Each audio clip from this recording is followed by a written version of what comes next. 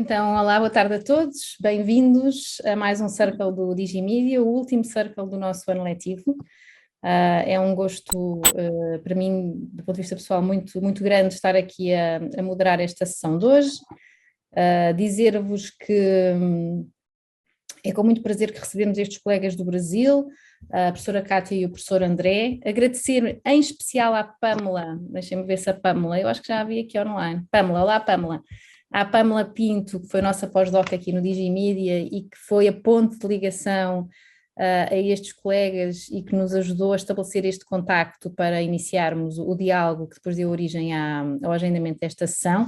Dizer-vos que é especialmente importante para o Digimedia contar com convidados internacionais neste tipo de eventos, não apenas para encurtar as distâncias entre os diferentes centros de investigação, e a Fiocruz, as universidades de onde vocês vêm, André e Cátia, são muito importantes no contexto da saúde digital, que é uma das áreas Inglês também. Também está aqui com som. Pode ir. Eu peço aos participantes que desliguem os microfones, por favor, estamos aqui a ouvir algumas interferências. Dizia eu que é muito importante esta ponte entre as diferentes instituições que trabalham na área da saúde digital, que é uma área tão importante para o Digimedia. Portanto, sem mais delongas, dizer-vos que a sessão está organizada em duas intervenções hoje. Vamos começar com a intervenção da Cátia, Sentidos, Emoções e Disputas sobre a imunização contra a Covid-19 nas redes sociais, e depois, logo de seguida, com a intervenção do André, avaliar a qualidade da informação de saúde na internet, esse problema tem solução. Ambas as intervenções nesta área da saúde digital e com temas especialmente pertinentes do ponto de vista daquilo que é hoje o nosso panorama daquilo que são as preocupações e as áreas de intervenção científica neste domínio, e no final das duas intervenções abriremos então o debate.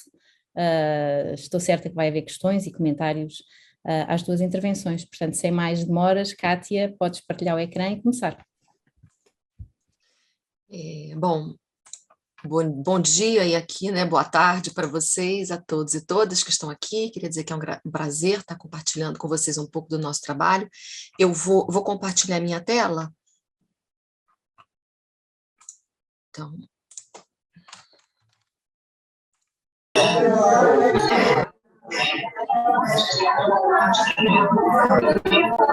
Tem alguém com muito som de fundo? Ângela, consegues tirar o som a todos os participantes? Tirando a exceção da Cátia, claro. Ok. Vocês veem a tela cheia? Sim, ainda não está em modo de apresentação, Cátia. Está em modo de apresentação? Não está ainda, está em modo normal. E nós temos esse problema aqui, quando a gente não consegue nunca colocar, deixa eu ver se eu consigo agora. Está ótimo. Agora foi? Agora está a funcionar, está muito bem, podes começar. Então, mais uma vez, bom dia, boa tarde a todos e todas. Queria dizer que é um prazer para nós também estar aqui com vocês, compartilhando. Queria agradecer o convite do Media Innovation Circle. Queria agradecer a professora Margarida, que está fazendo essa mediação, a moderação da mesa e a mediação da professora Pamela também, e a todos que estão aqui presentes. Bom, começando então, eu queria só trazer um pouco de contexto de como é que surge isso que eu trouxe para compartilhar com vocês. Esse trabalho ele faz parte de uma pesquisa mais ampla que se chama Covid-19 nas mídias, em quem confiar, narrativas, atores e polêmicas sobre a pandemia. Esse é um projeto que foi criado logo depois da eclosão da pandemia, diante das incertezas e da necessidade de resposta diante do cenário grave que estávamos vivendo. Então, nós montamos esse projeto, e o projeto tinha como objetivo compreender os argumentos e as bases de sustentação das principais polêmicas relacionadas às medidas sanitárias para o enfrentamento da Covid-19. Então, a ideia é que a gente acompanhasse, em especial, a narrativa jornalística e também os espaços de interseção. Né? No caso, a gente também estava interessado em entender os discursos que circulavam na ambiência digital que estavam contribuindo para o debate, e nos interessavam, em especial, os temas mais polêmicos. Então, nós montamos um projeto que é formado por professores e alunos do nosso programa de pós-graduação, e esse trabalho que eu trouxe para compartilhar com vocês foi construído por mim, em coautoria com a professora Janine Cardoso, que inclusive está aqui presente, e nossa doutoranda Tatiana Kleber-Carleite, e a ideia seria descrever e analisar os sentidos que se contrapuseram à imunização de Covid-19. Então, são as falas contra a vacina, e que, nesse momento, a gente circunscreveu para trabalho especificamente os discursos que circularam nas plataformas digitais, tentando compreender os argumentos, os sentidos e as emoções mobilizadas. Então, o que eu trouxe para conversar com vocês é um recorte bastante específico. Bom, nós acompanhamos tanto os jornais como essas publicações que circularam nas plataformas desde janeiro, assim que emergiu a pandemia, até fevereiro de 2021. Então, tem mais de um ano que a gente acompanhou. Nós localizamos 152 publicações que comportavam material bastante diverso, como vídeos, textos, fotografias, áudios.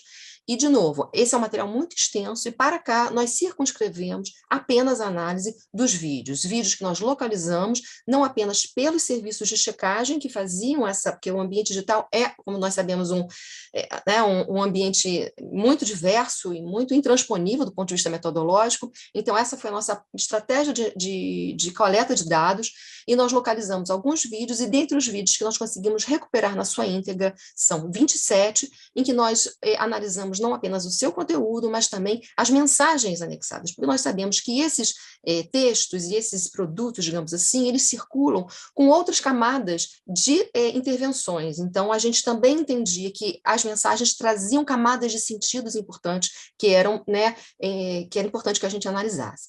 E a ideia, então, era compreender como que essa discordância em relação à vacina foi discursivamente construída.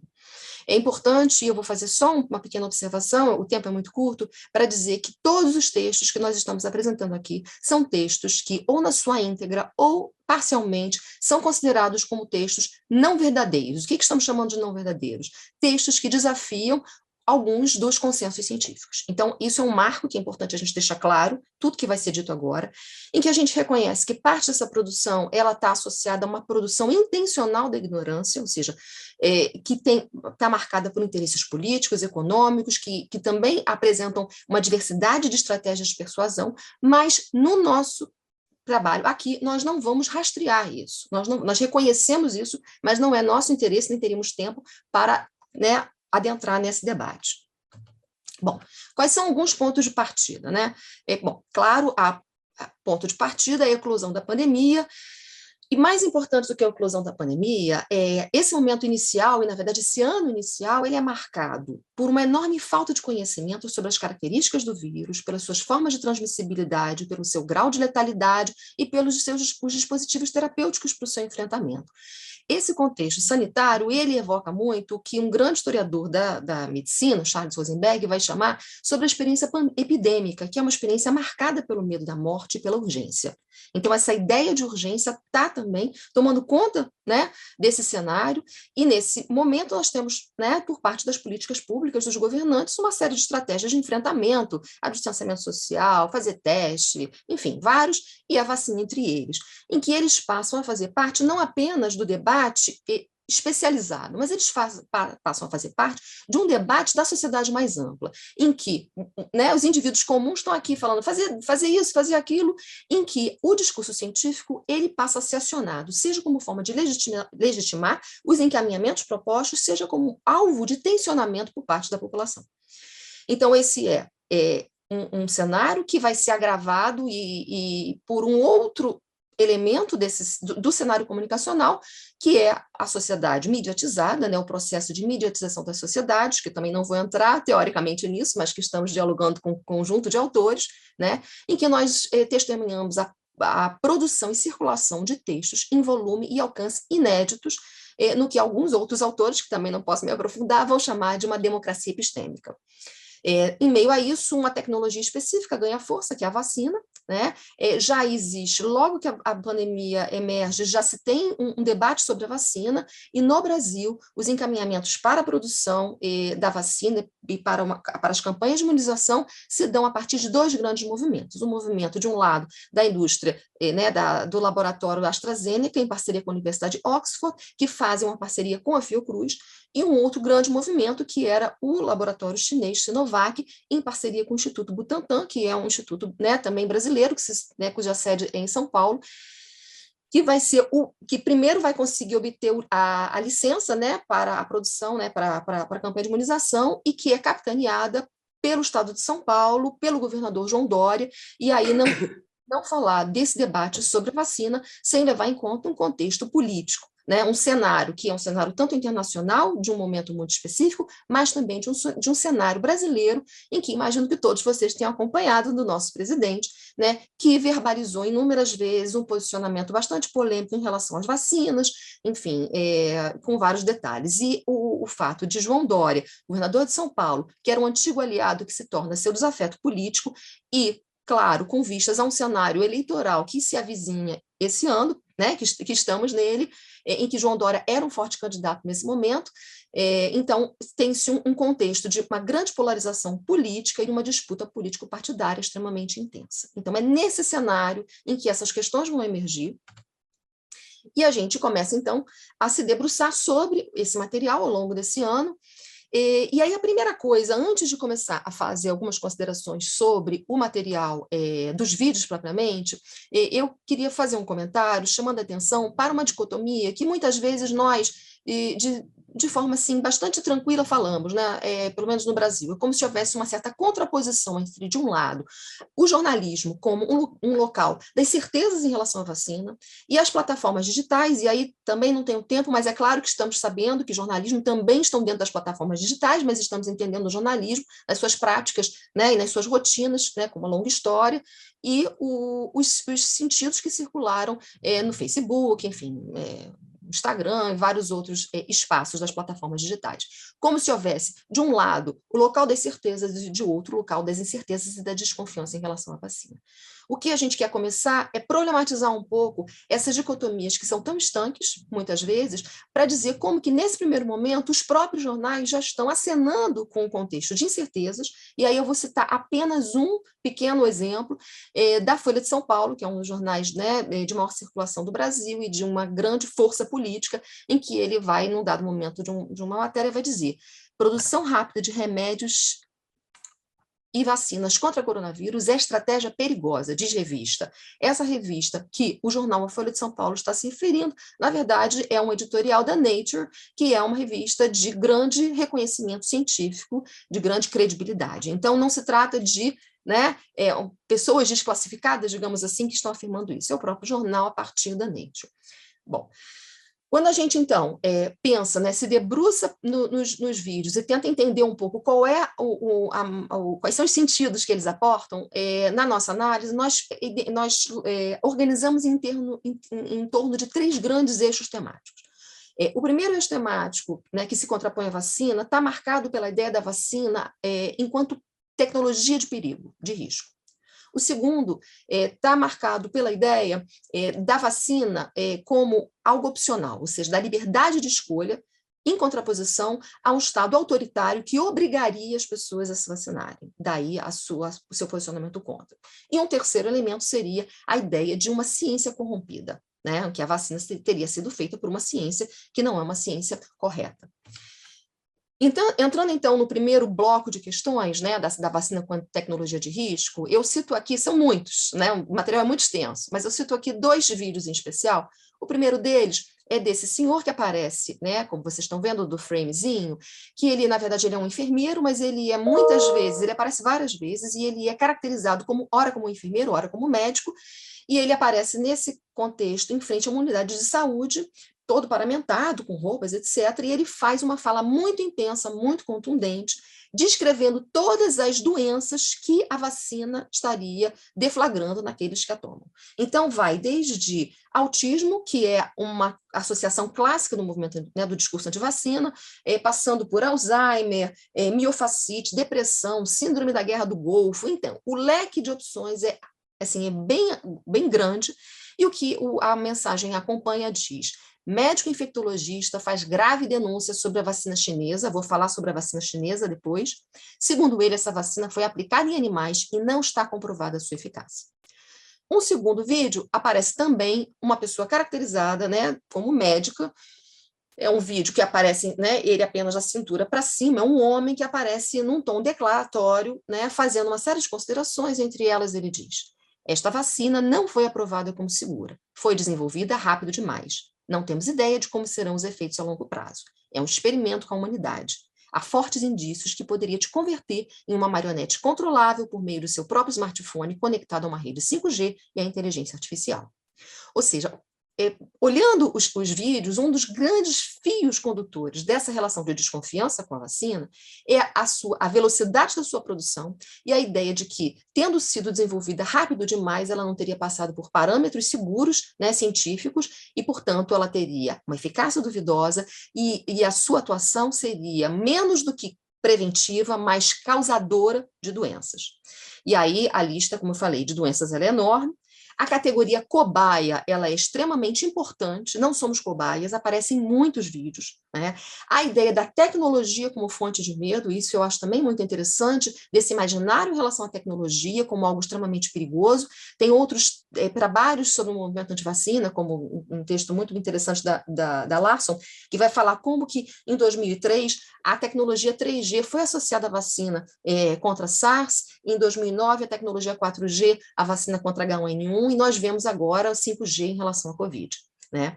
É muito comum também nesses vídeos uma relativização do risco, a ideia de que a pandemia é falsa, de que o vírus não é perigoso, e o que eu queria chamar a atenção especialmente é o recurso nesses vídeos à figura dos profissionais de saúde, muitas vezes médicos, como uma forma de certificação, uma forma de autenticação, de atribuir autoridade a essas falas, de modo a endossar o seu caráter de verdade. Muito rapidamente, quer dizer, pensar em discursos que se contrapõem à vacina no Brasil não pode ser feito estando à margem do reconhecimento que no Brasil, durante muito tempo, vários historiadores falam sobre o estabelecimento de uma cultura da imunização, né? Nós tivemos a campanha desde das campanhas de erradicação da varíola, a instituição do Programa Nacional de Imunização, que é um programa absolutamente bem sucedido e de uma grande capilaridade entre o país, se consolidou o que alguns historiadores vão chamar de uma cidadania biomédica. No Brasil, a vacina, ela é uma prática arraigada, a vacinação, né, ela é uma prática arraigada, né, entre as pessoas. Nós tivemos alguns movimentos, né, já questionando a vacina, né, contra H1N1 foi um deles, a vacina contra HPV em 2014 também, quando tornou-se política pública, enfim, mas né, de novo, não tenho tempo para me alongar nisso, mas é só para dizer o seguinte, que a despeito de alguns movimentos contra, o que a gente percebe aqui em 2021, a adesão à vacina contra o Covid-19 no Brasil teve um alto índice, né, de adesão entre as pessoas, inclusive a ponto de estar à frente de outros países, né, que já tinham começado antes. Bom, entrando agora no segundo bloco de questões, né, que eu mencionei, essa ideia de liberdade de escolha, é interessante que a gente vê um certo deslocamento da ideia de risco. Se no primeiro bloco o risco, né, o perigo, ele se localizava na vacina, né, embora reconhecida, mas não totalmente eficaz, aqui é um deslocamento bastante importante, em que a vacina, na verdade, não é a vacina, ela é uma arma a serviço de um Estado autoritário que obriga a vacinação. E aí eu vou citar dois vídeos, né? Um que vai falar sobre, inclusive usa o nome, diz que o nome Covid seria um acrônimo para um plano de despopulação maciça que mataria mais de 80% da população, ou esse outro vídeo que eu estou mostrando uns framezinhos, que é uma voz, né, em off falando, denunciando a chegada de fornos crematórios à Argentina, é uma voz com sotaque hispânico, que teriam supostamente vindo da China, em que eles serviriam para eliminar os vestígios da carnificina tramada pelo governo. Então, a vacina seria uma arma, novamente, uma vacina genocida, em que os fornos eles iriam esconder, ocultar os cadáveres e assim, né, fazer com que esse plano fosse bem sucedido. Isso estaria um pouco assim no leque do que alguns autores vão chamar de teorias conspiratórias, enfim. Ainda nesse bloco, a ideia da autoridade, da obrigatoriedade da vacina, ela também estaria ligada à ideia, né, de novo, quem seria o responsável por obrigar essa população a se vacinar? Então, você tem a ideia, né, de responsáveis e de uma agenda oculta. Esse outro vídeo que eu estou mostrando aqui, ele mostra um frame, ele mostra uma manifestação na Austrália que supostamente seria de pessoas que estão se contrapondo ao autoritarismo do governo australiano, e eles dizem, é nossa liberdade e vocês não vão tirar de nós. Essa ideia da liberdade se contrapõe a agentes da opressão que são caracterizados, né, nesses vídeos como eles, ditadura globalista, nova ordem mundial, E esses responsáveis, eles são caracterizados, de novo, nesses vídeos, como políticos de esquerda. É muito interessante porque eles colocam dentro desse pacote políticos que nós, se fôssemos pela ciência política, nunca caracterizaríamos como políticos de esquerda. Na verdade, essa definição, essa fronteira, ela demarca aliados e inimigos de determinados posicionamentos políticos, em que os inimigos eles são automaticamente classificados como esquerdopatas, esquerdistas, e são citados desde a Cristina Kirchner, né, peronista da Argentina, até políticos do Partido Democrata estadunidense, e esses políticos de, entre aspas, esquerda, são caracterizados como agentes do comunismo.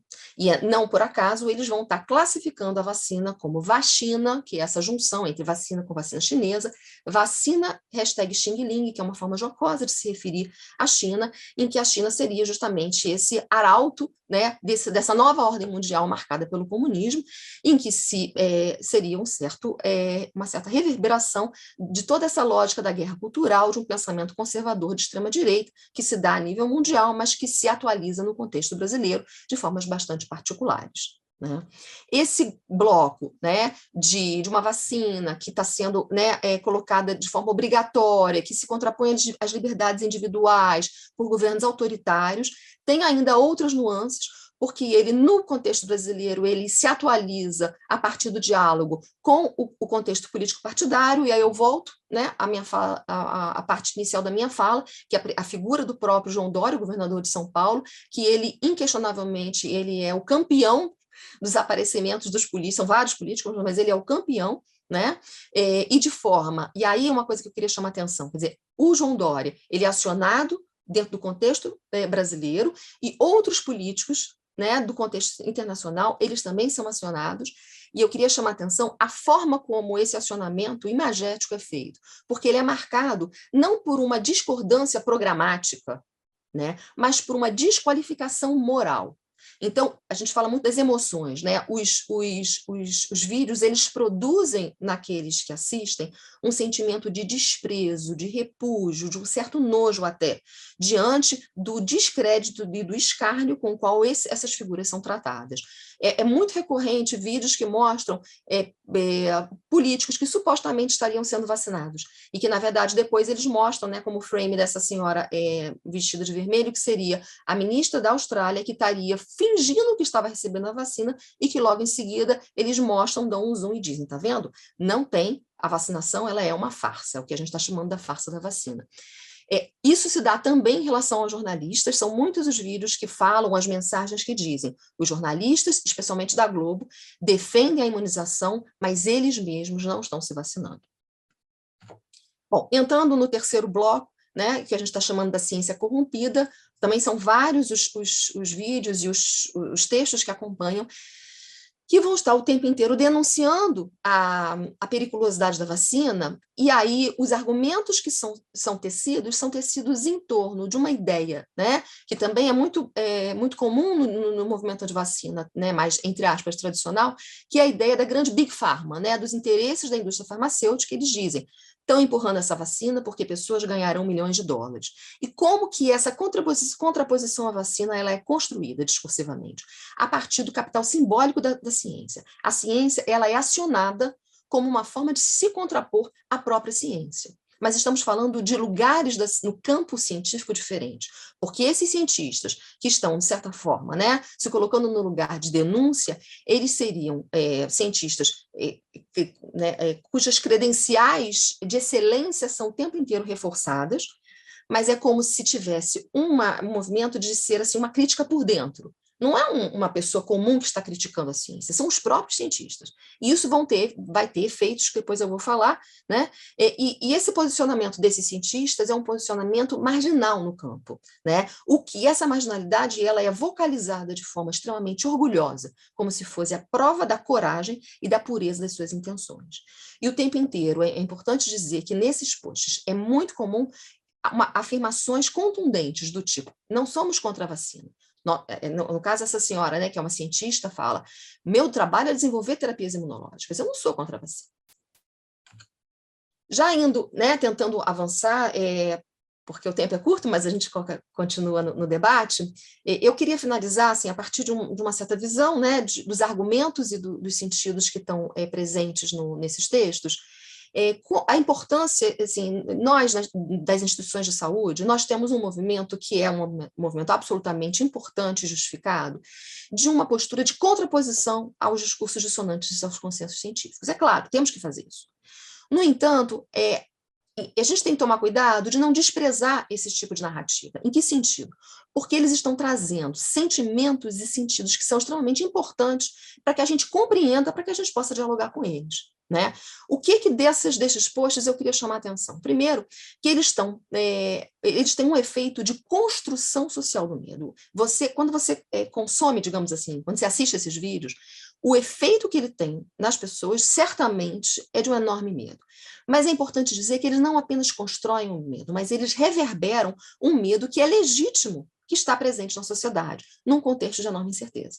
Então, essa é uma primeira questão importante do reconhecimento, né, de medos legítimos que circulam, o reconhecimento de medos que não apenas dizem respeito ao contexto sanitário, mas outros medos que se somam, como o pânico moral, do contexto da guerra cultural, e que esses textos, eles produzem confianças e desconfianças, eles não produzem apenas desconfiança, eles produzem, de um lado, a desconfiança em relação a duas grandes categorias, né, que são políticos e jornalistas, que são permanentemente classificados como mentirosos, o que é um ataque frontal à democracia e é um incentivo àquilo que o Andy Brown, que eu acho que ela é muito feliz, quando ela diz como que o discurso neoliberal ele constrói uma ideia de uma liberdade autoritária, antidemocrática e antissocial.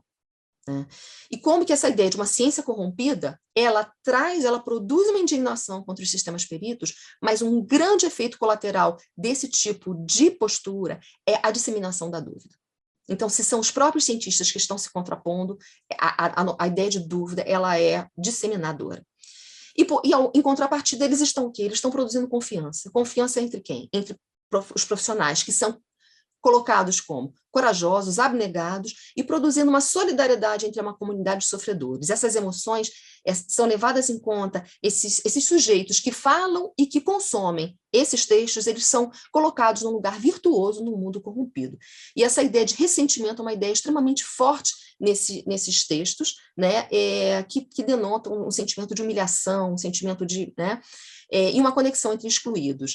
A Larson, que é esse trabalho sobre vacina, que eu acho muito interessante, ela fala muito sobre o Andrew Wakefield, que é um personagem extremamente importante do movimento anti-vacina, que ela diz como que ele conseguiu seguidores quando ele se coloca de forma empática por aqueles que se sentem excluídos do sistema, que tiveram pontos de vista e preocupações descartados como sendo ignorantes. Para finalizar, tem uma frase, em um dado momento, que aparece num texto em que eles dizem: eles são negacionistas. Eles dizem que nós somos negacionistas, mas eles são negacionistas. E é interessante como que a construção desses argumentos e dessas emoções, muitas vezes, aproximam esses sujeitos de uma forma torta e invertida, mas de valores que são consagrados pelo discurso mais progressista. E aí é muito importante que a gente compreenda esses discursos para encontrar caminhos às instituições de saúde, para dialogar com esses sujeitos, para que a gente possa, aí sim, fortalecer a confiança nas instituições de saúde e de ciência. Eu vou parar por aqui. E, enfim, a gente continua conversando daqui a pouco. Muito obrigada. Obrigada,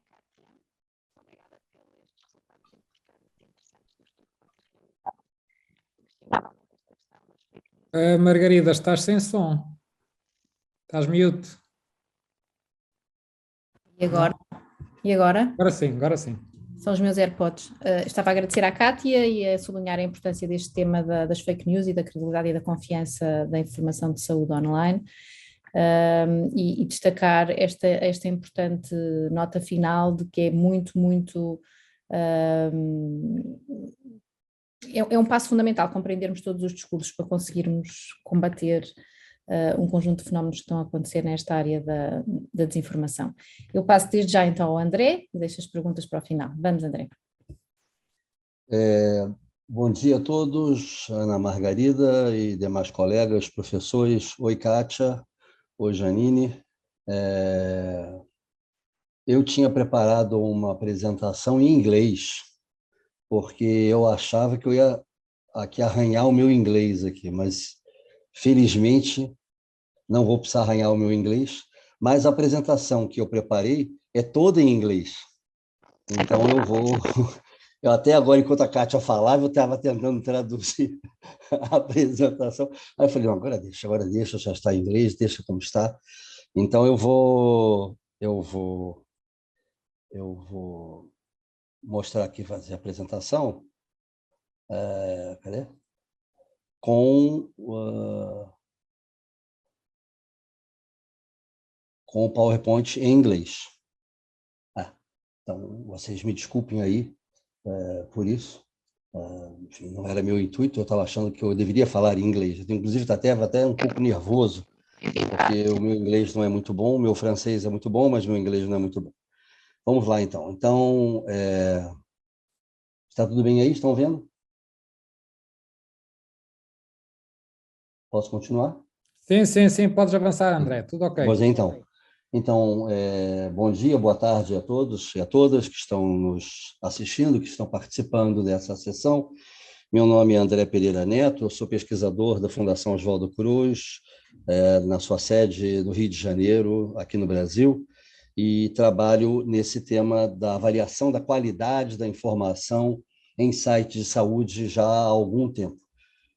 Eu tenho aqui, acho que é importante falar um pouco da Fundação Oswaldo Cruz, do Laboratório Internet, Saúde e Sociedade, que eu coordeno há mais de 10 anos, e do Programa de Pós-Graduação em Informação e Comunicação em Saúde, onde eu, a Kátia e a Janine, entre outros colegas, somos professores desse programa. Eu tenho aqui um vídeo, tomara que ele entre, em que ele apresenta um pouco o nosso laboratório. Está entrando aí?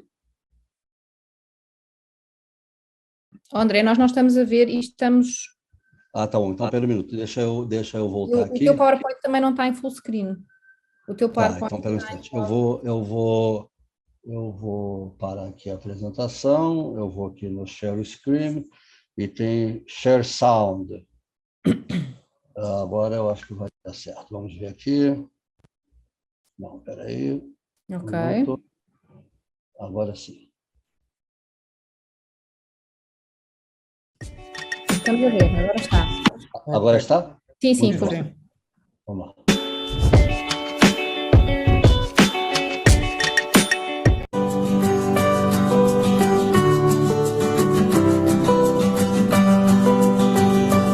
A Fundação Oswaldo Cruz é uma das mais importantes instituições públicas de saúde do Brasil. Sua missão é promover a saúde e o desenvolvimento social, fortalecendo a cidadania brasileira. Nessa missão, a informação desempenha um papel fundamental. A saúde pública mudou muito com o passar do tempo. No século XIX, sua principal preocupação era a higiene e o saneamento. No século XX, as altas tecnologias médicas dominaram. No século XXI, o principal desafio da saúde pública é fornecer informação clara e correta para o cidadão. A informação hoje é encontrada e compartilhada na internet. Essa realidade gera dois problemas. Um é a exclusão digital, ou seja, nem todas as pessoas têm acesso ou sabem usar a tecnologia. O outro é a qualidade da informação. Muitas informações disponíveis são falsas, fraudulentas ou incompreensíveis. Pensando nesse cenário, foi criado na Fundação Oswaldo Cruz o LAIS, Laboratório Internet, Saúde e Sociedade. O LAIS foi inaugurado em dezembro de 2009, com o apoio financeiro recebido da FAPERJ. Somos um centro de pesquisa voltado para a saúde na era digital, localizado no Centro de Saúde Escola Germano Simval Faria, um dos departamentos da Escola Nacional de Saúde Pública da Fiocruz. Nossa missão é promover o empoderamento do cidadão através do uso crítico e criativo das tecnologias e avaliar a qualidade da informação de saúde na internet. Atendemos principalmente os moradores da região de Manguinhos, que vivem no entorno da instituição. Enquanto laboratório, somos movidos pelo questionamento e inovação. Através das pesquisas realizadas, estamos sempre experimentando novas ideias e produzindo novos conhecimentos, ferramentas e métodos. O LAIS é coordenado pelo Dr. André Pereira Neto, pesquisador da Escola Nacional de Saúde Pública e professor credenciado no programa de pós-graduação em Informação e Comunicação em Saúde, do Instituto de Comunicação e Informação Científica e Tecnológica em Saúde, na Fundação Oswaldo Cruz. Além de orientar teses e dissertações sobre internet e saúde, o professor André Pereira Neto também oferece um curso de atualização sobre o tema. O LAIS atua em 2 eixos de pesquisa e ação. Alfabetização digital, que busca promover a inclusão digital dos moradores de Manguinhos. E avaliação da qualidade da informação sobre saúde na internet, que procura verificar se as informações presentes em sites de saúde estão corretas e compreensíveis.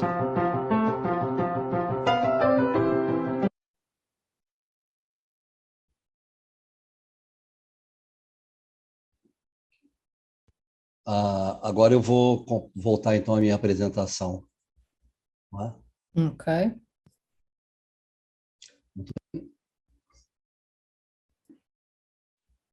Não está em modo full screen, André. Estamos a ver Não está? o PowerPoint sem ser em modo de apresentação. Não sei se consegues. Se não, também podes aumentar a percentagem de visualização e prosseguir. Acho que agora vai. Vamos ver. Deu agora? Sim, está ótimo. Força. Muito bem. Então, aí a Fundação Oswaldo Cruz, o Laboratório Internet, Saúde e Sociedade, e não quer entrar.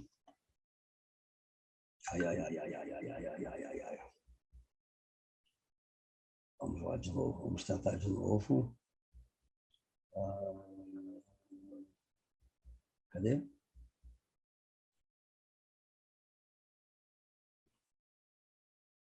Pronto, vamos ver agora. 1, 2, 3. Muito bem. Então, agora, recentemente, eu fui o editor, um dos editores desse livro, que foi publicado originalmente pela Springer, Internet e Saúde no Brasil, Desafios e Tendências, e esse livro acaba de ser publicado no Brasil em acesso aberto pela editora Cultura Acadêmica, que é uma editora vinculada à Universidade de São Paulo. Internet e Saúde no Brasil, Desafios e Tendências, aqui está o link do livro. Né? Nessa apresentação de hoje, eu vou falar sobre um dos capítulos desse livro, que eu publiquei junto com o Rodolfo Palucci. Rodolfo Palucci foi aluno do nosso programa de mestrado, doutorado, e trabalha comigo há bastante tempo sobre esse tema. Tá? Então, em primeiro lugar, eu acho que é importante André, desculpa interromper, mas nós gostamos de ver apenas o slide 2. Tá bom. E agora? Consegues clicar no slide 3 e ver se... Eu já estava aqui. Agora, Agora estou no 2. Vamos lá, então. Sim, agora tenta ir para o 3. Eu acho que isto não está a atualizar. Sou só eu? Não. Não? Em que slide é que tu estás? Do teu lado? Agora eu estou nos 3 com a capa do livro. Não. Nós estamos a ver o 2. Uai, então vamos fazer como agora aqui. Deixa eu fazer o que eu posso fazer aqui. Não sei o que eu posso fazer. Eu vou fechar. Eu vou fechar aqui também. Fecho tudo. Vamos lá de novo. Agora eu vou fazer o que aqui agora? Deixa eu ver. Estou ficando até um pouco nervoso com isso aqui. Vamos ver aqui. Agora sim, vamos ver aqui. Veja agora, você vai entrar. Abriu agora? Ok, estamos a ver o slide 1. Tá bom, mas não com tela inteira, né? Vou colocar ele em tela inteira. Não há problema, desde que slide 1, tela inteira. Slide 1, tela inteira. Slide 2, ok, continua. Isso. Slide 3 agora está a funcionar, força. Está funcionando, muito bem. Então, essa é a capa do livro que nós lançamos há 2 anos, Internet e Saúde no Brasil, que foi coordenado por mim e por um professor, Matthew Flynn, e que acaba de ser lançado no Brasil pela editora Cultura Acadêmica, em acesso aberto. Os capítulos e o livro todo pode ser baixado em download de maneira gratuita. E eu vou falar hoje aqui sobre um dos capítulos do livro, que é esse, avaliação da qualidade da informação de saúde na internet, a análise das iniciativas brasileiras. É um artigo que foi escrito por mim e pelo Rodolfo Palucci, que foi nosso aluno de mestrado e doutorado no programa de pós-graduação que eu e a Kátia trabalhamos, e que se transformou nesse capítulo do livro, né? A introdução, em primeiro lugar, eu acho que parece claro que as novas tecnologias de informação se tornaram uma fonte preponderante, principal, enfim, decisiva para quem busca informação sobre saúde em todo o mundo. Muito frequentemente, essa informação é incorreta, desatualizada ou, muitas vezes, incompreensível. O acesso à informação de baixa qualidade pode ter consequências negativas na nossa vida. Por outro lado, a informação de qualidade pode prevenir doença, ela pode favorecer o tratamento, a adesão ao tratamento, ela pode estimular o autocuidado e a promoção da saúde, ela pode diminuir o cuidado desnecessário, né? Atenção à saúde desnecessária. Agora, diante desse desafio, nós temos que nos perguntar sobre como lidar com a avaliação da qualidade da informação na internet, né? E a gente propõe a avaliação da qualidade como uma alternativa para resolver o problema da baixa qualidade da informação online, né? Existe esse selo, não sei se vocês todos conhecem, é uma organização não governamental sediada na Suíça, Health on Net, que oferece um selo de qualidade, mas uma das críticas que nós fazemos a essa iniciativa está concentrada na ideia de que eles não avaliam o conteúdo da informação. Avaliam diferentes aspectos, mas não avaliam o conteúdo da informação, né? Então, nós nos baseamos inicialmente nessa revisão sistemática, que foi publicada pela JAMA em 2002, depois reatualizamos essa revisão sistemática com a dissertação de mestrado do Rodolfo, não é? E constatamos que no mundo existem pelo menos esses 5 critérios de avaliação: o critério técnico, o critério de design, de legibilidade, de scope ou de abrangência e de acurácia. Para cada um desses critérios, teriam perguntas que nós chamamos de indicadores para você verificar no site se essas perguntas podem ser respondidas, né? Se, por exemplo, em termos do critério técnico, se o site tem um responsável ou uma instituição responsável. Em termos do design, se o site tem um menu principal. Em termos de abrangência, se apresenta informação sobre a transmissão sobre determinada doença. Em termos de legibilidade, se a pessoa que está avaliando encontrou alguma dificuldade em ler o que está escrito. E, finalmente, no caso, por exemplo, da Covid, se é uma informação que a vacina previne a doença, né? Uma das conclusões, as principais conclusões que esse estudo de 2002 apresentou está relacionado com o fato de que nenhum dos estudos que eles analisaram na revisão sistemática levou em consideração o ponto de vista dos consumidores, seriam dos usuários, e também da participação de experts. A outra coisa é que o aspecto da legibilidade dos sites sempre foi utilizado com fórmulas e não com atuação concreta de usuários, né? Sempre com fórmulas que são sistemas que entram dentro do site e avaliam a extensão da frase, o fato da frase ter voz passiva, voz ativa, sujeito indeterminado e coisas dessa ordem, né? Então, a nossa experiência, nós fizemos a experiência em 2012 de dengue, de tuberculose e de aleitamento materno, e agora recentemente de Covid, né? E sempre com a participação dos moradores de Manguinhos, que o Manguinhos é um bairro que circunda o campus da Fundação Oswaldo Cruz, com aproximadamente 40 mil pessoas que vivem em situação degradante e de péssima qualidade de vida, sob um momento e uma égide de uma violência indescritível, e que eles participaram do nosso projeto, e nós chamamos eles de pesquisadores cidadãos, né? E também o conhecimento deles, a experiência deles, junto com o conhecimento e a experiência dos cientistas, e nós mediando essa translação do conhecimento para produzir não só os indicadores, como também para realizar as avaliações dos sites, né? E os resultados são esses que vocês podem ver aqui. Aqui vou apresentar apenas o resultado da tuberculose. Aqui nessa coluna à esquerda são sites governamentais. O estado do Amazonas, na época que nós fizemos esse trabalho, era um dos estados onde a tuberculose era mais presente, e vocês veem que o site da Fundação de Medicina Tropical do estado do Amazonas é praticamente incompreensível, né? E o site também da Sociedade de Doenças Torácicas também está muito longe da acurácia em relação ao conteúdo da informação. Então, os sites públicos não conseguiram alcançar, aqui nessa coluna, bem na extrema-direita, a média de 70% de compliance, né, com relação ao nosso padrão ouro, vamos chamar assim. Aqui, em relação ao trabalho com a Covid, também é um trabalho que eu realizei em Mato Grosso do Sul, que é um estado bem a oeste aqui no Brasil. Então, são secretarias estaduais de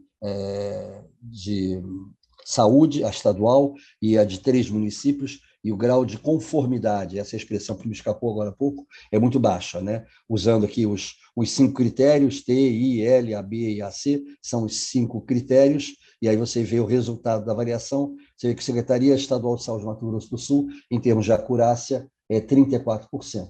E nenhum deles também, aqui a Secretaria Municipal de Saúde de Corumbá, é 13%, é um pouco mais distante, né?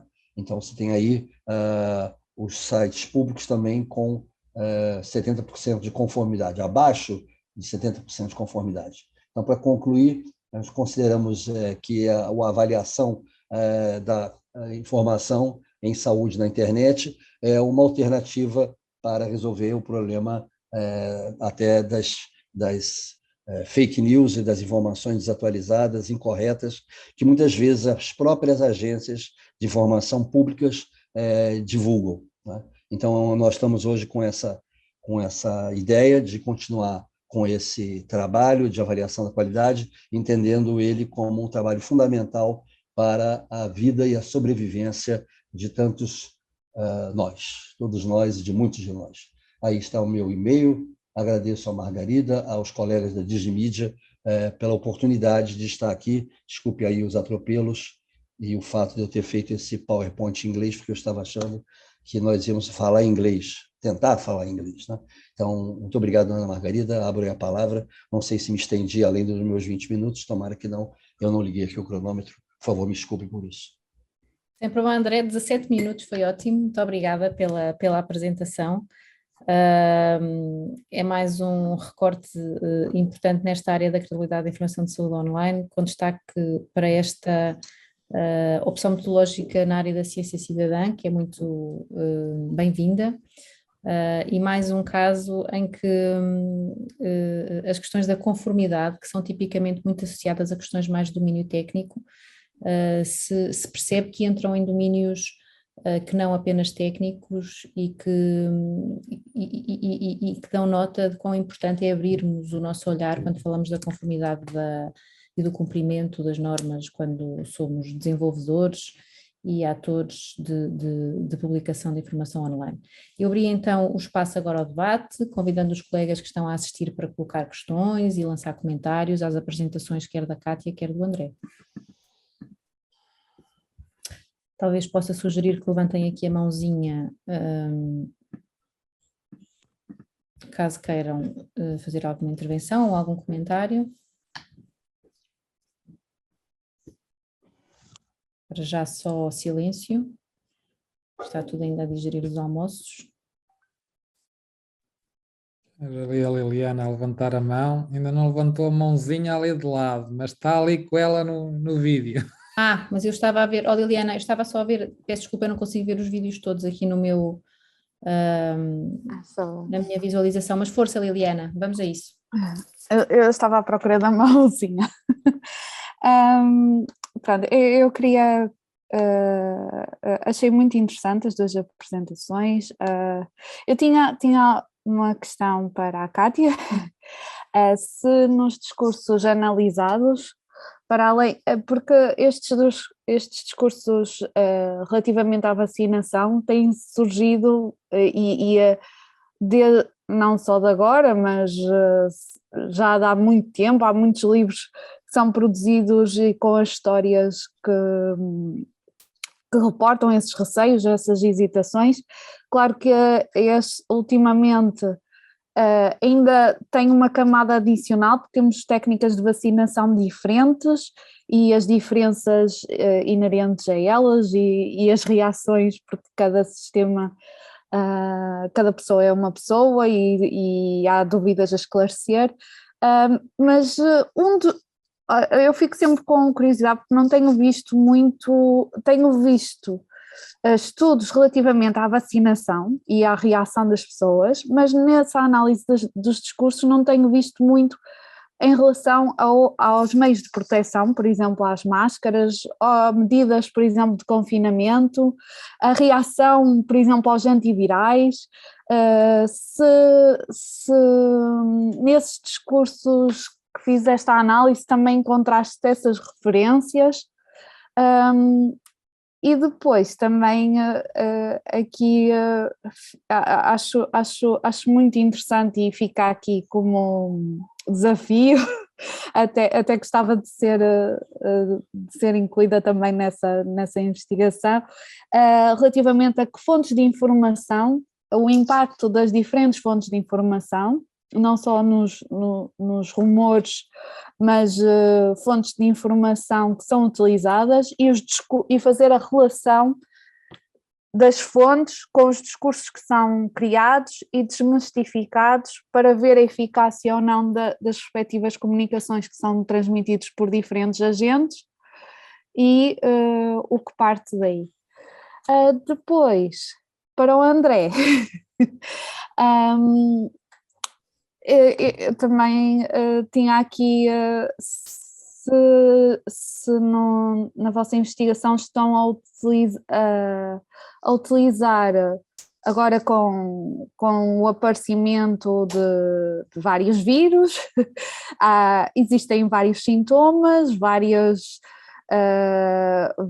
consequelas de uma pandemia, se estão a fazer algum estudo ou têm conhecimento de utilizar as próprias pessoas, o conhecimento das próprias pessoas relativamente ao que está a ser, ao que estão a ter como sequelas, para dar essa informação e como poder informar os profissionais de saúde sobre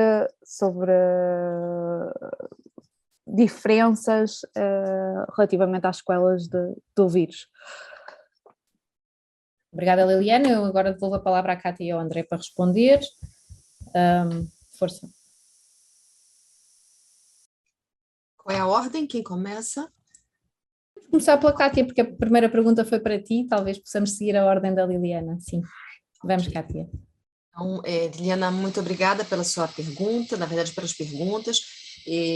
Eu anotei, se eu compreendi corretamente, 3 pontos sobre os quais eu queria me debruçar. O primeiro deles é você começa falando uma coisa que nos aflige também, quer dizer, como que nós temos muitos trabalhos sobre o movimento antivacina, e uma das coisas que a gente pensava quando a gente foi escrever o texto, foi mexer nesse material, é como que a gente pode entender a relação de continuidade e de descontinuidade entre toda essa produção discursiva contemporânea e os discursos que circulam já há décadas.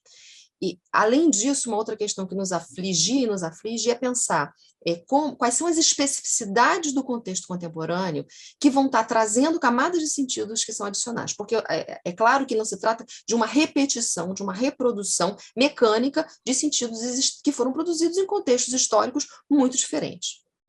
Então, e daí um pouco por isso que a gente trouxe esse diálogo com uma certa cidadania biológica, uma cultura de imunização, porque o grande desafio é pensar, as pessoas dizem, temos movimento antivacina no Brasil. Eu não tenho clareza, né? O nosso objetivo não era pensar movimento antivacina, nosso objetivo era pensar essa questão da Covid, mas a grande questão é pensar o seguinte, qual é a porosidade que nós temos numa cultura brasileira, né, de saúde, marcada por uma presença tão forte da saúde coletiva como nós temos, de uma presença governamental muito forte, de campanhas, enfim, e esse novo né, essa nova, digamos assim, movimentação que desafia e que desqualifica, inclusive, os procedimentos governamentais. Eu acho que esse é um tema que eu não tenho como te responder, né, mas assim, ele está no nosso escopo de reflexão, e o que a gente identifica sim, quer dizer, na prática, a despeito dessa circulação tão grande de conteúdos, né, que a gente se referiu, o que nós tivemos foi uma grande adesão à campanha de imunização no Brasil.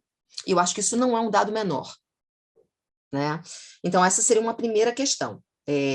Uma segunda questão, quando você pergunta sobre essa relação, né? E outros temas, eles aparecem, nós levantamos mais de 1000 posts, isso é só um pedacinho, né? Porque a gente fica querendo falar de tudo, mas não dá, né?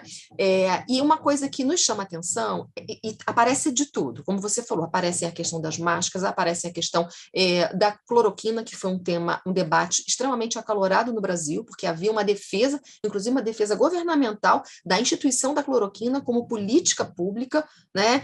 Dizendo um tensionamento com a própria sociedade médica.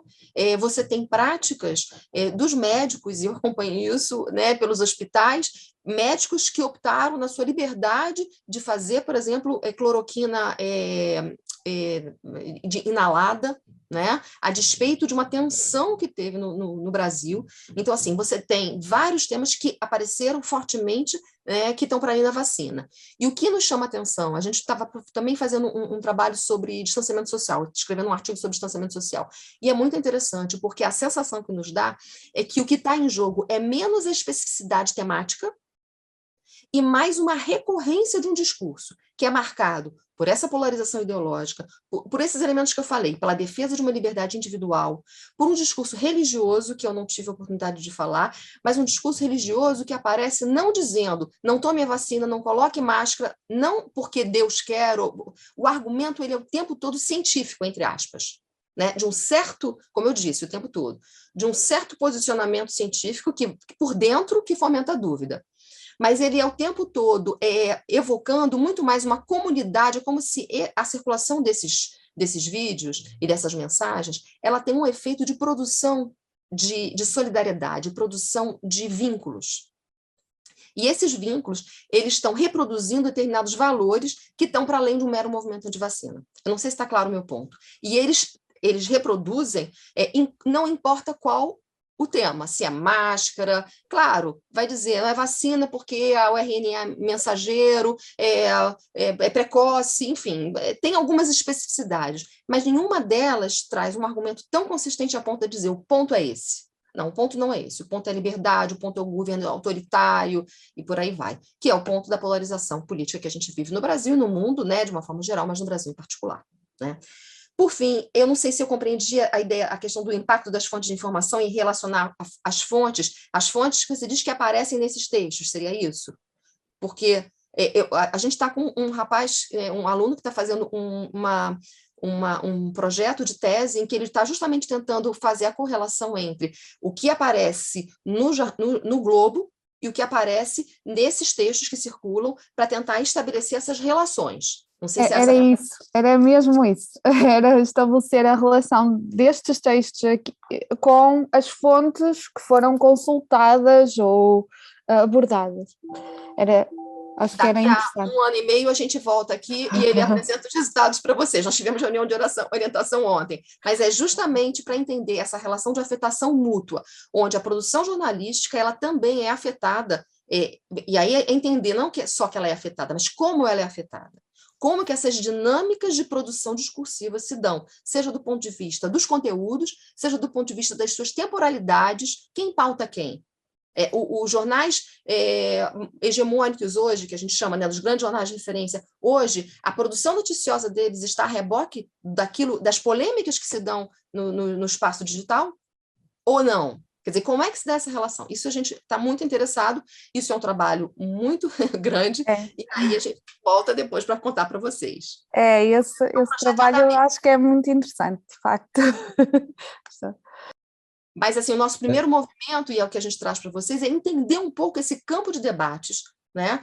E entender como que esse campo se constrói, tanto do ponto de vista argumentativo, mas do ponto de vista das emoções. As emoções, elas são um elemento extremamente importante para a gente, porque a gente entende que as emoções, primeiro, a gente entende as emoções como socialmente construídas, então não são processos meramente subjetivos, mas eles são processos regrados socialmente, e que elas têm um efeito enorme, um impacto enorme, efeito não é uma boa palavra, mas elas têm uma importância muito grande na circulação e na adesão que esses discursos operam em relação aos sujeitos que os consomem. Respondendo aí a Liliana, muito obrigado pelo comentário aí. Eu acho que agora eu estou um pouco mais calmo, posso, dando o exemplo da avaliação de site aleitamento materno, Liliana, o nosso laboratório é vinculado a um centro de atenção primária, né? Um centro de atenção primária da Fundação Oswaldo Cruz, que atende a uma população de baixa renda, semiletrada e iletrada, que vive em precaríssimas condições de vida e sob a égide de uma violência descomunal. Dentre os territórios de comunidade de baixa renda, na cidade do Rio de Janeiro, a comunidade de Manguinhos está frequentemente, poderia dizer até semanalmente, na mídia como ambiente de violência descomunal. É uma situação que eu não sei como é que eles conseguem sobreviver. A briga entre os traficantes, a milícia, que é um poder político e policial paralelo, e a polícia, é um quadro lamentável que merece ser destacado nesse momento, né? A comunidade de Manguinhos vive e sofre isso diariamente, né? E esses moradores, alguns deles, participam do nosso laboratório, porque são pessoas que não têm acesso à internet, porque não têm dinheiro para ter acesso, ou porque não têm um computador, ou não têm um celular, ou também não sabem, porque são iletrados do ponto de vista das novas tecnologias de informação e comunicação. Eu não sei se existe um outro laboratório de internet vinculado a um centro de atenção primária. Então, nós estamos, mais ou menos, inaugurando uma experiência que eu reputo fundamental para todos os centros de saúde de atenção primária no mundo. Eu acho que todos os centros de saúde de atenção primária deveriam ter um laboratório, uma iniciativa de inclusão digital, porque o problema da exclusão digital e da baixa literacia não é um patrimônio dos moradores de Manguinhos e muito menos da população de baixa renda ou idosa do Rio de Janeiro, né? Nós conseguimos envolver, falando do caso do aleitamento materno, Eliana, 10 moradores envolvidos com o tema do aleitamento materno. Como é que nós fizemos? Junto ao centro de saúde, perguntamos às equipes e para envolver moradores que, meninas que estivessem aleitando. Então, na nossa sala, elas trabalharam com um bebezinho junto dentro da sala. Meninas que já não aleitam mais, mas que tinham aleitado há pouco tempo. Avós, que em geral ajudam as meninas, e os pais das crianças. Essa participação dos usuários que estão diretamente relacionados com um tema, por exemplo, do aleitamento materno, fez com que a gente pudesse construir indicadores de avaliação que atendessem às necessidades de informação que eles apresentam, o que elas, no caso, apresentam, né? Então, eles participando, elas participando, nós conseguimos criar uma grade de indicadores que contemplava a necessidade de informação que elas apresentavam. Juntamos com isso a parceria com o Instituto Fernandes Figueira. Na Fundação Oswaldo Cruz existe um instituto vocacionado para a saúde materna infantil e que tem um banco de aleitamento materno. Então, os colegas do Banco de Aleitamento Materno do Instituto Fernandes Figueira nos ajudaram na construção dos indicadores de conteúdo da informação sobre aleitamento materno. E a avaliação foi muito precária, o resultado foi muito precário, fizemos avaliação de vários sites e o resultado foi muito precário. Mas o mais surpreendente que no final da minha comunicação, me chama a atenção, é que esse tema, o tema da avaliação da qualidade da informação de sites públicos, de sites oficiais, que deveriam oferecer informação de qualidade correta, atualizada e compreensível, não o fazem. O que nós estamos constatando é que os sites públicos, vinculados a governos municipal, estadual e ao governo federal, não oferecem informação de qualidade, seja ela correta, atualizada e compreensível, nesses campos todos. E eu considero isso fundamental. Fundamental. E aí tem uma fundamental, e aí tem um aspecto, Liliana, que é muito importante, que nós fizemos um artigo, submetemos esse artigo a uma revista científica vinculada à saúde materna e infantil, e o editor da revista falou que esse assunto não é assunto para a saúde materna e infantil. Tá? Então, a saúde materna e infantil não inclui a qualidade da informação de sites de aleitamento materno. O nosso artigo foi sumariamente recusado pelo editor da revista, não foi nem aparecerista, porque disse que o nosso artigo era um artigo que não estava dentro do escopo de assuntos de uma revista científica muito qualificada no Brasil na área de saúde materna e infantil. Então, Liliana, para mim, hoje é o principal problema, que a qualidade da informação de sites públicos é precária. E, na outra ponta, não são todos, como nós aqui que estamos nessa sala, que acreditamos ou que entendemos que a avaliação da qualidade, que a certificação de um site seria uma iniciativa louvável por partes dos entes públicos. Né? Então, esse é um problema realmente muito grave que eu vivo diariamente. Obrigada, André. Eu acho, pronto, eu fiquei com a ideia, eu peço imensa desculpa, é que eu agora tenho uma reunião às 3. Estava a ouvir com atenção, mas depois então falamos, está bem? Tá, obrigada. Obrigada pelas questões de Liliana, obrigada pelos esclarecimentos, Cátia e André. Há aqui mais uma colega que quer colocar uma questão, que é a Débora. Nós ainda temos aqui alguns minutinhos. Força, Débora. Vou apelar à vossa capacidade de síntese, quer na colocação das perguntas, quer nas respostas. Obrigada. Bom dia, companheiros do Brasil. Boa tarde para quem está em Portugal.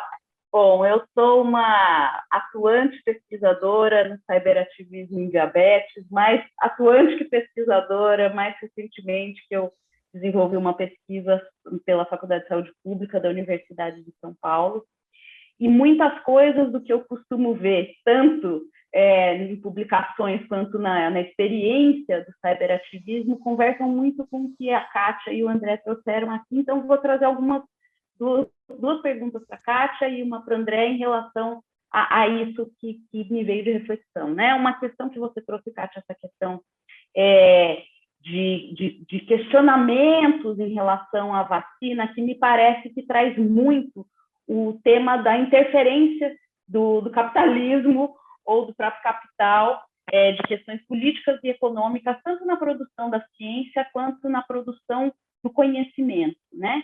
E que, por exemplo, a gente vê no campo do diabetes, a gente se ressente muito justamente de não ter esse questionamento em relação à indústria farmacêutica, por exemplo. Os pacientes diabéticos reproduzem muito pautas da própria indústria farmacêutica, mas as suas próprias pautas, às vezes, ficam acobertadas por isso.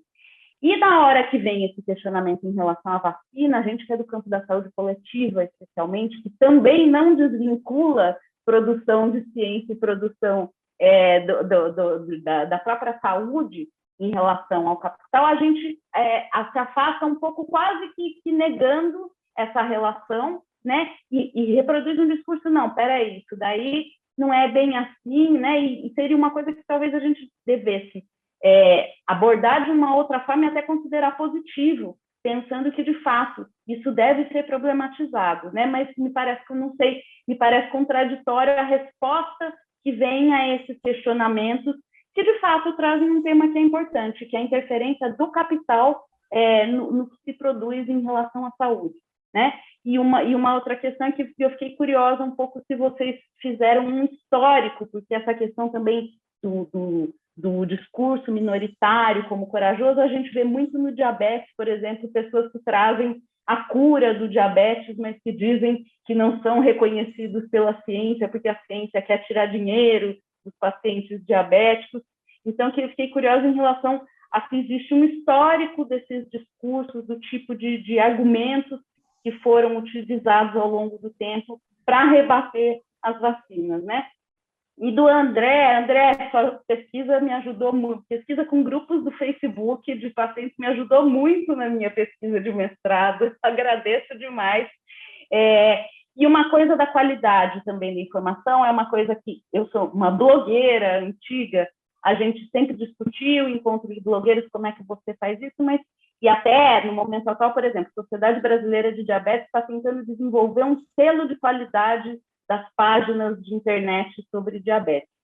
Mas o que para mim fica estranho, não sei se estranho é a palavra certa, mas para mim parece que é incompatível, porque a gente está falando, primeiro, de páginas que compartilham experiências pessoais, muitas vezes, e você, o critério que você está usando é um critério de saber científico, e não de saber técnico, e não de saber das pessoas, né? Como é que você avalia o que é, de fato, confiável quando você está falando de um saber que não é produzido dentro da academia, enfim, ou que não atende exatamente... Pedi à Débora para... Pronto, acabei, desculpa. Obrigada. Força, Kátia. Débora, muitíssimo obrigada pelas suas colocações e pelas suas provocações também. Queria, assim, estou vendo que a gente está com tempo, né? Tem que ser rápida, vou tentar. Eu acho que você está colocando uma questão, sua primeira pergunta, é fundamental e que está na nossa conclusão, mas que não deu para a gente falar muito, que é o seguinte: é muito interessante a gente pensar como que a grande crítica ao capitalismo e às relações da indústria farmacêutica com a medicina vem pelas fake news. E como que, quando você vai... Isso a gente tem que se perguntar, quer dizer, como que esses discursos que circulam e que são classificados como não verdadeiros, eu não gosto nem de usar a categoria fake news, enfim, não quero nem entrar nesse debate, que é um debate profundo, longo, e eu acho que, né, não é para agora. Mas como que esses discursos, que são discursos com uma força enorme entre as pessoas, uma força que não se materializa especificamente numa não vacinação, mas essa força ela se materializa na construção de vínculos e de identidades, e é isso que a gente estava chamando a atenção. E como que esses discursos que são extremamente fortes, eles acabam, é como se eles fagocitassem, como se eles se apropriassem de temas que são temas dos discursos progressistas, mas é como se eles invertessem esse sinal. Não é que eles estão propondo uma sociedade mais livre, estão propondo uma sociedade que é livre no sentido que a Wendy Brown vai falar, de uma liberdade autoritária e associal. É liberdade, mas não é a liberdade que o discurso progressista está defendendo. E aí eu me pergunto onde estão os discursos e os atores protagonistas das esquerdas que não conseguem se colocar como aqueles que vão colocar no espaço público, no debate público, argumentos e posicionamentos que são. Eu acho que, inclusive, eles estão acuados por esse movimento de classificação, porque eu acho que tem uma outra questão aí, essa classificação enquanto esquerdopata no Brasil, eu não sei como se procede em Portugal, mas teve o processo do mensalão, de toda a questão do Lula, assim, teve um posicionamento de acuamento, sabe, um ringue. Eu acho que as esquerdas elas estão no ringue, e elas não estão conseguindo liderar, protagonizar um debate que coloque em pauta temas que sempre foram da esquerda. A ideia de alienação é interessante, como determinadas coisas, vocês estão alienados, vocês não enxergam. Enfim, não posso falar, não posso me empolgar aqui, porque eu sei que a gente tem tempo. Mas é só para concordar com você e para dizer que eu acho que esse é um ponto muito sensível, que causa reflexão para as pessoas que estão, né, militando no espaço público, onde vocês estão, onde nós estamos, que não protagonizamos esse debate. E, por fim, o histórico do discurso do minoritário. Não, nós não temos um histórico do discurso minoritário, e a mim me interessa muito, e aí eu não só tentando resumir ao máximo, eu diria o seguinte, e aí junta com o teu comentário das narrativas testemunhais. A ideia da experiência e esse lugar em primeira pessoa, ele é um discurso poderoso da contemporaneidade, que não substitui o discurso científico, mas que se coloca como um vetor importante, que inclusive tem sido capturado pelas próprias instituições de saúde, que se apropriam deles para fazer a sua divulgação científica, digamos assim, né? Mas nós não temos um histórico, seria muito interessante ter. Obrigada, Kátia. Bem, nós vamos encerrar, né, Margarida? Só para dizer a Débora que o nosso trabalho ele não leva em consideração o trabalho de avaliação de qualidade de informação em site de saúde. O outro que eu acho que deve ter se inspirado é analisando comunidades virtuais, né, de pacientes, e agora lançamos um recentemente de doentes renais crônicos, né? Mas o trabalho de avaliação de qualidade, ele está todo ancorado no conhecimento biomédico consagrado através da medicina baseada em evidência, né? Agora mesmo, a tese de doutorado recentemente defendida pelo Rodolfo, analisando o site do Ministério da Saúde de tuberculose, e a própria campanha de tuberculose no Brasil, que está concentrada na ideia de que tosse por mais de 3 semanas é sintoma de tuberculose. E, na verdade, a medicina baseada em evidência está mostrando que é tosse por mais de 2 semanas e não 3 semanas, né? E não é só a tosse que é um sintoma de tuberculose, são outros elementos também que compõem o sintoma de tuberculose. Então, o que nós advogamos é a ideia de que a informação pode salvar a vida. Então, se você tiver a informação correta, dizendo que são 2 semanas e não 3 semanas, a pessoa vai fazer o diagnóstico depois de 2 semanas e ela poderá começar o tratamento antes do prazo que a propaganda oficial define. Então, nesse sentido é que nós entendemos que informação salva vidas. E é por isso que eu estou completamente e absolutamente engajado nessa ideia dessa avaliação da qualidade, porque ela tem essa conotação e esse desdobramento muito claro. Informe aos colegas aí da Sociedade de Diabetes que eu estou à disposição para ajudá-los nessa avaliação de site de diabetes. Estou à disposição e extremamente interessado para trabalhar nesse sentido. Se você puder estabelecer o link aí com eles, eu fico muito agradecido. Obrigada, André. Bem, aqui mais não é propriamente uma questão, é um comentário da Pamela para a Kátia, indicando aqui no chat que nós temos um trabalho publicado exatamente sobre esta questão da narrativa jornalística sobre a pandemia. Fica a dica, com certeza que depois a Pamela e a Kátia poderão conversar sobre estas questões. E eu, antes de fechar, queria renovar os meus agradecimentos a todos por estarem aqui hoje connosco no último Circle do ano letivo. Agradecer em especial à Kátia e ao André por terem partilhado os vossos estudos, dar-vos conta que para o Digimedia isto é muito importante e é talvez o início de colaborações futuras neste domínio, porque há de facto trabalho muito importante a fazer nesta área da qualidade e da conformidade da informação em saúde online.